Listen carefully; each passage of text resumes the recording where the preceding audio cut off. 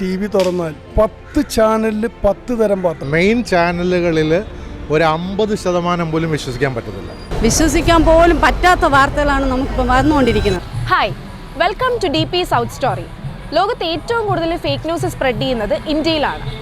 മുൻനിര മാധ്യമങ്ങൾക്ക് പോലും തെറ്റുപറ്റുന്ന ഈ കാലത്ത് പൊതുജനങ്ങൾ എങ്ങനെയാണ് വാർത്തകളെ ആശ്രയിക്കുന്നത്? നമുക്ക് ചോദിക്കാം ജനങ്ങളോട് തന്നെ. Let's go.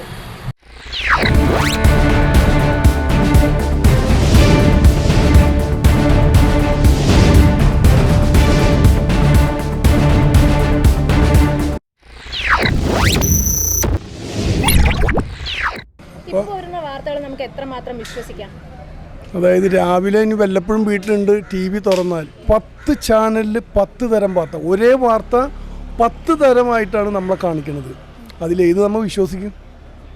സത്യം പറഞ്ഞാൽ വാർത്തയിൽ വിശ്വാസമില്ല. കാരണം ഒരു വാർത്തയും സത്യമാണെന്ന് പ്രൂവ് ചെയ്യാൻ പറ്റുന്നില്ല.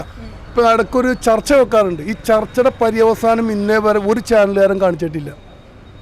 നിലവിലത്തെ വാർത്തകളിൽ ഇവിടുത്തെ മെയിൻ ചാനലുകളിൽ ഒരു 50% പോലും വിശ്വസിക്കാൻ പറ്റത്തില്ല. യൂട്യൂബ് മിക്കവാറും കറക്റ്റാണ്. വളരെ വളരെ വളരെ എന്തെങ്കിലും ഒരു അധികാരത്തിൻ്റെ കൂടെയോ അല്ലെങ്കിൽ ഏതെങ്കിലും ഒരു അജണ്ട ഇതിൻ്റെ പുറകിലോ അല്ല, വാർത്ത നമുക്ക് കിട്ടുമ്പോൾ അതിൻ്റെ പുറകിൽ അജണ്ടയുണ്ട്. അതായത് ഇവിടുത്തെ എല്ലാ ചാനലുകളും അതായത് ഓരോ പാർട്ടിക്ക് വേണ്ടി നിൽക്കുകയാണ്. പക്ഷേ യൂട്യൂബ് അങ്ങനെയല്ല.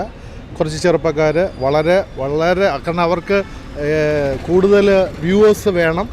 അപ്പോൾ അവർ നല്ല രീതിയിൽ അപ്പോൾ നമ്മളിപ്പോൾ യൂട്യൂബാണ് കാണുന്നത്. ശരിക്കും സാധാരണ ഒരു 100-ൽ ഒരു 50% നമുക്ക് വിശ്വസിക്കാൻ കഴിയും. ബാക്കി 50% എന്തുകൊണ്ടാണ്? 50% ഇപ്പോൾ ഇത് കറക്റ്റായിട്ട് വാർത്തകൾ പറയുന്നത് ഓരോരോ രീതികളായിട്ട് പറയുന്നു, മാറ്റിയൊക്കെയാണ് പറയുന്നത്. അപ്പോൾ അതങ്ങനെയൊക്കെ വരുമ്പോൾ പിന്നെ ആൾക്കാർക്ക് അങ്ങനെയുള്ള അതിനോട് ഒരു തോന്നും. അതാണ് അങ്ങനെ തോന്നുന്നത്. എത്രമാത്രം വിശ്വസിക്കാമെന്ന് നമുക്ക് ചുരുക്കി പറഞ്ഞാൽ അത് നമുക്ക് വിശ്വസിക്കാൻ പോലും പറ്റാത്ത വാർത്തകളാണ് നമുക്കിപ്പോൾ വന്നുകൊണ്ടിരിക്കുന്നത്. പക്ഷെ അത് വിശ്വസിക്കാതിരിക്കാനും പറ്റുന്നുണ്ട്. ഇപ്പോഴത്തെ ഓരോ കാര്യങ്ങളും നമ്മൾ സാധന വിലയുടെ കാര്യം, കൊച്ചുമക്കളുടെ പീഡനക്കാര്യം, നമ്മളെ ഒഫീഷ്യൽ കാര്യം, നമ്മളെ ലോക ജനതയെ തന്നെ നടുക്കിക്കൊണ്ടിരിക്കുന്ന രീതിയിലല്ലേ ഓരോ വാർത്തകൾ വരുന്നത്. മനുഷ്യന് ജീവിക്കാൻ പറ്റാത്ത രീതിയിലുള്ള കാര്യങ്ങളല്ലേ ഇപ്പം വാർത്തയിൽ വന്നുകൊണ്ടിരിക്കുന്നത്. അത് നമുക്ക് വിശ്വസിക്കാതിരിക്കാൻ പറ്റണില്ല. പിന്നെ ഇനി കള്ള വാർത്തകളാണോ എന്ന് കേട്ടാൽ അതെനിക്കറിയില്ല. നമ്മൾ അതുമായിട്ടൊന്നും ബന്ധപ്പെടണം. ഇത്രയും ഇതായിട്ട് ഓപ്പണായിട്ട് ചാനൽ ഇങ്ങനെ വരുമ്പം അങ്ങനെ കൂടുതൽ കള്ളം വരാറില്ല. നിലവിലുള്ള ഈ ന്യൂസൊക്കെ ഇങ്ങനെ വരുമ്പോഴത്തേനും അത് നമുക്ക് എത്രമാത്രം റിലയബിൾ ആണ്, അല്ലെങ്കിൽ അത് ശരിയായിട്ടുള്ള രീതിയിലാണ് ചെയ്യുന്നത് എന്ന് തോന്നാറുണ്ടോ? അങ്ങനെ ചോദിച്ചു കഴിഞ്ഞാൽ മാധ്യമ പ്രവർത്തനം തന്നെ നമുക്ക് പറയാം. അതായത് ഇപ്പോൾ ഒരു വിഷയം വരുമ്പോഴത്തേനും പലതരത്തിലായിരിക്കും അവരുടെ ഇടപെടൽ വരുന്നത്. അപ്പം നിങ്ങളുടെ അഭിപ്രായം എന്താണ് അതിൽ? ഇപ്പോൾ ചില സാഹചര്യങ്ങളിൽ നമ്മൾ നോക്കുകയാണെങ്കിൽ മരണ വീട്ടിൽ ചെന്നാൽ പോലും എങ്ങനെ ബിഹേവ് ചെയ്യണം എന്നുള്ളൊരു രീതി മാധ്യമ പ്രവർത്തകർക്ക് പൊതുവേ ഇല്ല. അപ്പം അങ്ങനെയുള്ള രീതിയിൽ നോക്കുമ്പോൾ അവരുടെ അതായത് ആ തരത്തിലുള്ള മാധ്യമ പ്രവർത്തനം നിങ്ങൾ സപ്പോർട്ട് ചെയ്യുന്നുണ്ടോ? അത് സപ്പോർട്ട് ചെയ്യുന്നില്ല. അങ്ങനെ മരണ വീട്ടിൽ ചെന്ന് നമ്മളങ്ങനെ എടുക്കുമ്പോൾ അവരുടെ മനസ്സിലായി ആൾക്കാരുടെ ഇമോഷനും കൂടി പ്രാധാന്യം കൊടുത്ത് അതിനനുസരിച്ചിട്ട് യാഥാർത്ഥ്യങ്ങൾ കാണിക്കുന്നതാണല്ലോ ന്യൂസിൻ്റെ കടമ. പക്ഷെ അതിനൊപ്പം അവരുടെ ചിത്രീകരിക്കുന്ന ആൾക്കാരുടെ ഇമോഷണൽ അവരുടെ ആ ഒരു സ്റ്റേറ്റ് ഓഫ് മൈൻഡും കൂടി കണക്കിലെടുത്ത് അതിനനുസരിച്ച് പ്രായോഗികമായിട്ട് കാര്യങ്ങൾ കൈകാര്യം ചെയ്യണമെന്നാണ് ഞങ്ങളുടെ ഒരു അഭിപ്രായം.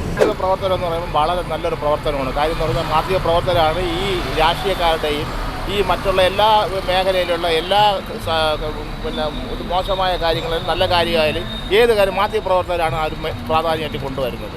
അവർ നമ്മൾ വളരെ ആദരിക്കുകയാണ് ചെയ്യുന്നത്. അതെ ചേട്ടാ, ഒരുപോലെ തന്നെ ഇപ്പം അവർ നല്ലതായിട്ടും ചെയ്യുന്നുണ്ട്. ഇപ്പം നമ്മൾ തന്നെ കാണാറുണ്ട്. ഇപ്പോൾ ഒരു വിഷയം വരുമ്പോഴത്തേനും എവിടെ വാർത്ത അവതരിപ്പിക്കരുത് എന്നുള്ളൊരു എന്താ പറയുക, ഒരു അതിര് കാണിക്കാത്തത് പോലെ ചേട്ടന് തോന്നാറുണ്ടോ? മാധ്യമ സ്വാതന്ത്ര്യം എന്ന് പറയുമ്പോൾ അത് കുറേയൊക്കെ ഒരുപാട് വളരെയേറെ ചൂഷണം ചെയ്യും പോലെയാണ്. കാര്യം അവരെ അടിച്ചമർത്തും പോലെയൊക്കെയാണ് നമുക്ക് തോന്നുന്നത്. കാര്യം അവർ സ്വന്തമായിട്ട് അവർക്ക് മാധ്യമ പ്രവർത്തനം ചെയ്യാനുള്ള ഒരു വെച്ചാൽ അവർക്ക് സ്വാതന്ത്ര്യമായിട്ട് ചെയ്യാനുള്ള ഒരു വളരെ കഷ്ടപ്പാടുകൾ ഉണ്ട് അവർക്ക്. അങ്ങനെയാണ്. അങ്ങനെയാണ്. അതല്ല, ഇപ്പം നമ്മളൊരു സാഹചര്യത്തിൽ പോകുമ്പം ഒരുപാടായിട്ട് കടന്നു ചോദിക്കുന്നത് പോലെയൊക്കെ ചേട്ടന് തോന്നിയിട്ടുണ്ടോ? അങ്ങനെ തോന്നിക്കുന്നില്ല. അങ്ങനെ അവർ തോന്നിക്കുന്നില്ല. കാര്യം ഇത് നമ്മുടെ സമൂഹത്തിന് മുന്നിൽ മാധ്യമ പ്രവർത്തകരാണ് അതിൻ്റെ മെയിൻ. നല്ല നല്ല മാധ്യമപ്രവർത്തകരുണ്ടായിരുന്നു. ഇപ്പം അങ്ങനെ പറയുന്ന ആൾക്കാരെ കുറിച്ചൊന്നും എനിക്കറിയില്ല. പ്രത്യേകിച്ച് ഒരാളുടെ പേരെടുത്ത് പറയാനും എനിക്കറിയില്ല. പണ്ടൊക്കെ നല്ല നല്ല ആൾക്കാർ പത്രമായിരുന്നു ആദ്യം, അല്ലെങ്കിൽ ഇന്ദിരാഗാന്ധി മരിച്ചത് അറിയണത് വാർത്തയിലൂടെയായിരുന്നു. അന്ന് ആ വാർത്ത സത്യസന്ധമായിരുന്നു. ഇന്നും മരിച്ചു എന്ന് പറഞ്ഞ് ചിലപ്പോൾ പിറ്റേ ദിവസം ആൾ മരിക്കാണ്ട് വന്നിട്ടുണ്ട്. അതും വാർത്ത തന്നെയല്ലേ. അന്നൊരു റേഡിയോ വെച്ചിട്ടാണ് നമ്മൾ കാറ്റിൻ്റെ ഗതി അനുസരിച്ച് റേഡിയോ ഇങ്ങനെ തിരിച്ചു വെക്കണം, എന്നാലൊക്കെ നമുക്ക് വാർത്ത കിട്ടുള്ളൂമായിരുന്നു. ഇന്ദിരാഗാന്ധി മറ്റ് പിറ്റേ ദിവസം കണ്ടാൽ പിറ്റേ ദിവസം അന്ന് വാർത്തയില്ല, പിറ്റേ ദിവസം നമുക്ക് സാധനം അറിയാൻ പറ്റുന്നത്. ഇന്നതാണ്. ഇന്നിപ്പോൾ ഇവിടെ എന്ത് നടന്നാലും വിത്തിൻ സെക്കൻഡ്. മീഡിയ മോശമാണെന്നല്ല, സത്യം വളരെ മോശമാണ് ഏറ്റവും കൂടുതൽ നമ്മൾ കണ്ടുവരുന്നത്. വാർത്തകളെ പറ്റിയും വാർത്താ മാധ്യമങ്ങളെ പറ്റിയും ജനങ്ങളുടെ അഭിപ്രായം കേട്ട് കാണുമല്ലോ. ഇനി നിങ്ങളുടെ അഭിപ്രായം എന്താണ്? താഴെ കമൻറ്റ് ബോക്സിൽ രേഖപ്പെടുത്തുക. For more contents please do subscribe our YouTube channel. Stay tune. This is Anjum signing of.